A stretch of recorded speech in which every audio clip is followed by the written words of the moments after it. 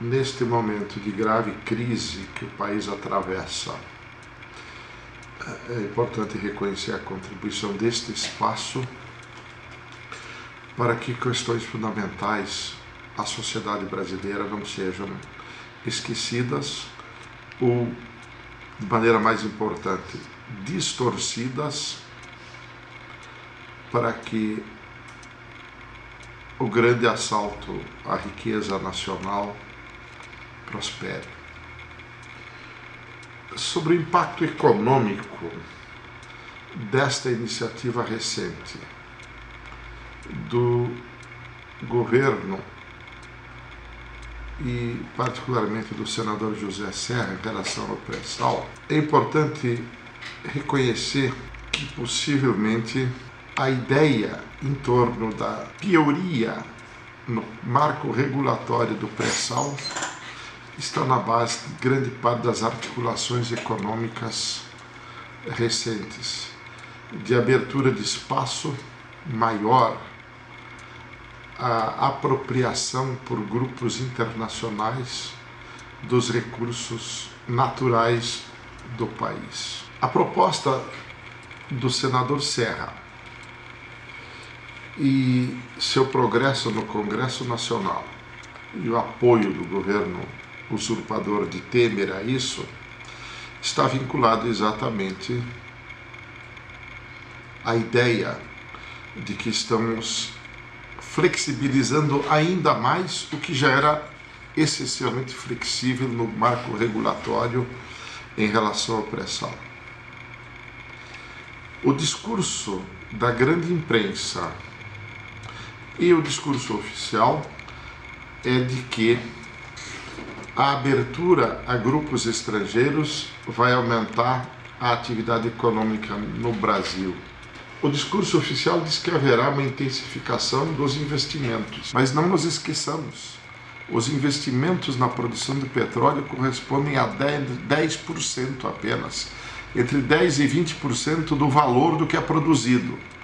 Então, quando gastamos $10 para produzir um barril de petróleo, isso significa que os investimentos que geram empregos são em torno de 50% a 60% feitos no Brasil, $5 a $6, portanto, e os outros já vêm de fora. Agora isto vai piorar ainda mais. Mas o que está em disputa mesmo é a diferença entre esse custo de produção de $10 o barril, custo direto, e o preço pelo qual o petróleo é vendido, que está na ordem hoje de $50, mas com a iniciativa recente da OPEP de se reaglutinar, de buscar uma nova coesão, isso poderá voltar a chegar a $80 a $100 o barril. Então, o âmago da disputa é exatamente por esse excedente econômico.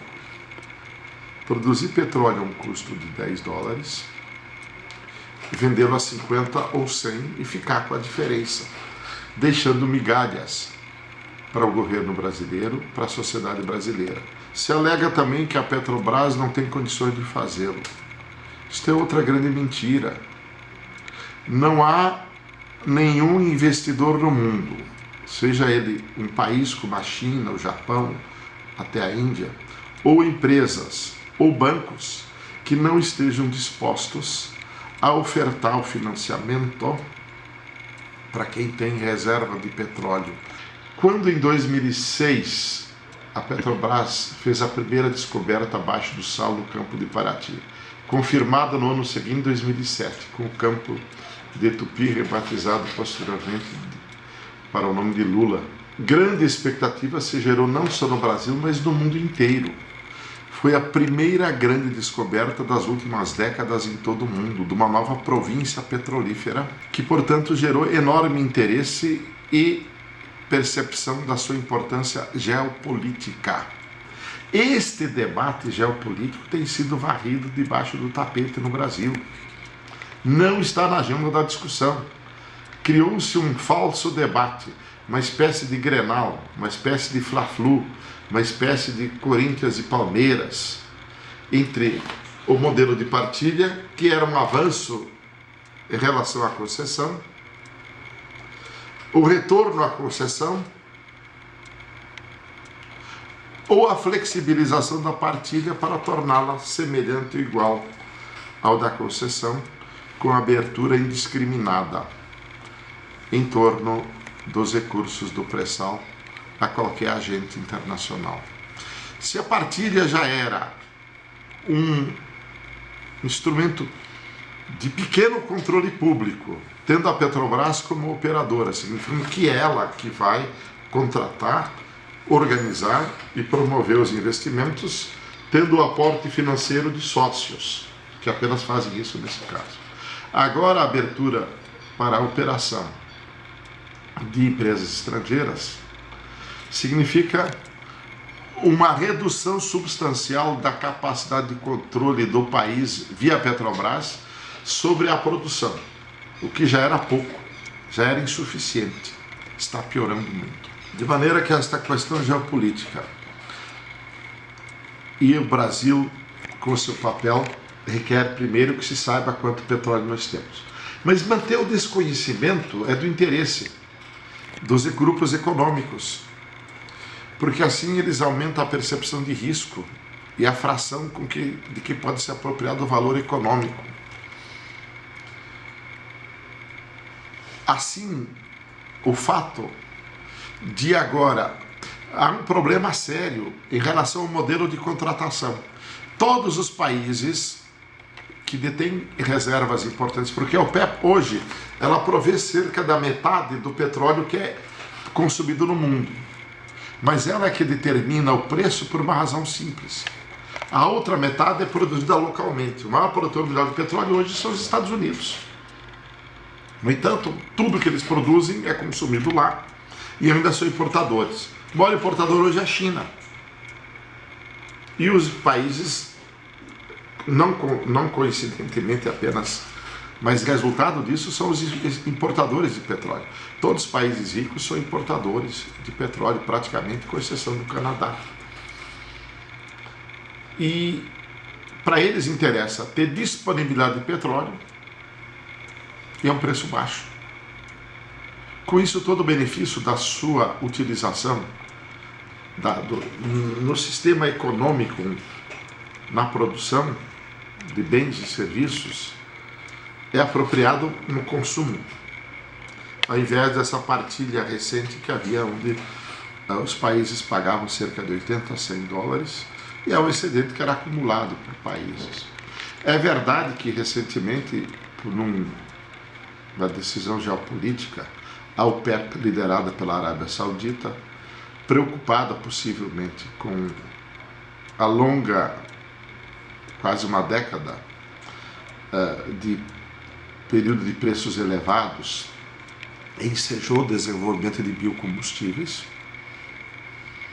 ainda que não possam competir diretamente com o petróleo, mas com preço elevado, eles passaram a ter uma participação relevante também pelas questões climáticas, a mobilidade elétrica, os recursos não convencionais do petróleo, que eles levaram, como shale oil, shale gas, levaram os Estados Unidos a se tornar o maior produtor mundial de petróleo, a mobilidade elétrica, que é mais eficiente que a mobilidade com os motores a combustão, mas isso não significa que o petróleo estará fora, que é possível produzir eletricidade a partir do petróleo com custos bem menores do que qualquer outra fonte de produção de eletricidade, de maneira que vai haver uma mudança do paradigma na utilização apenas, não a exclusão do petróleo nesse momento.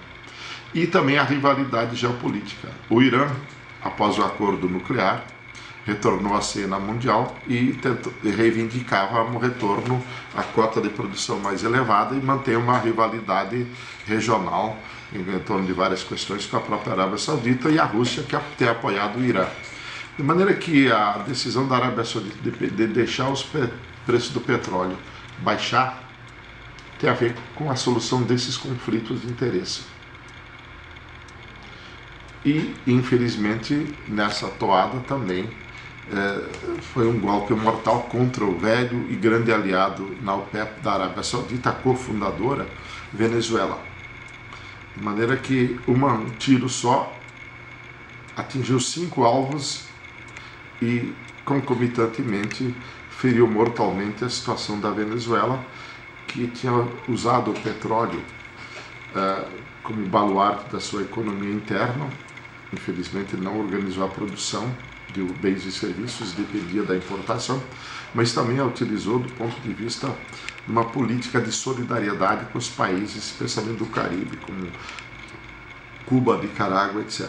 De maneira que a redução dos preços do petróleo não é uma resultante de forças naturais, foi uma decisão política, geopolítica, liderada pela Arábia Saudita, que agora está pensando em retomá-la.